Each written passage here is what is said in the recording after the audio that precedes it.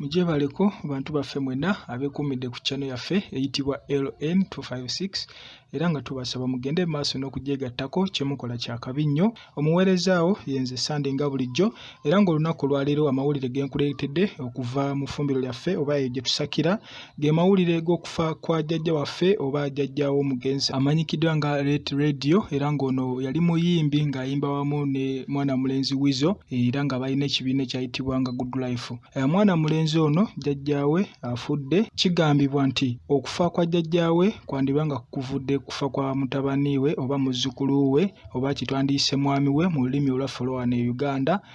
Omwana mulenzi Radio eyafa emyaka kati egyetoolodde kubanga nti jjajja ono abadde nga yalwala ekirwadde ekya liver era nga mwana mulenzi bwe yali ng'akyali mu nsi yali ng'agezaako nnyo okusobola okumuteeka ku medication nga jjajja afuna obujjanjabi obw'ekika kye waggulu era obwetaagisa bwonna.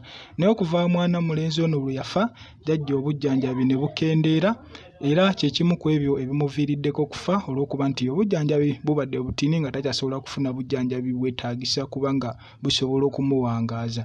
Era maama wa Radio mu kwogera avuddeyo n'agamba nti singa mutabani we teyafa jjajjaawe abadde akyasobola okuwangaala kubanga mutabani we yakolanga buli ekisoboka kyonna okulaba nti jjajja abeera ng'afuna obujjanjabi obw'ekika ekyowaggulu oba obusinga asobole okubeera n'obulamu. Ate mwana mulenzi amanyikiddwa nga Weasel Manizo naye ayitiddeyoko ekagga ko n'okusabira omwoyo gwa muganda we gwe yali atwalanga muganda we mu music amanyikiddwa nga Radio munnaaye Atulise Nakaba olw'okuba nti ekituufu kiri nti awulira obulumi ku mutima olw'okuba nti amiisinga muganda we gwe yali akulembeza mu buli kimu kyonna kubanga baali bavudde wala ate nga balina n'ebisuubizo bingi bye beesuubiza oluusi ebimu bye bali batannabatuukako kati naye mu butuufu bw'alaba muganda we kubanga yamulekawo ku maaso awulira nga kimulumira ddala ku mutima naye nga talina kyakkola. Era mu kusaba kitaawe amugumizza n'amugamba nti agume era agumire ddala kubanga Radio yamusookayo naye ffenna ekkubo lyerimu naffe tujja mmusangayo. Mwana mulenzi Weasel abaddeyo bulungi nnyo era bambi n'asabira muganda we Ret Radio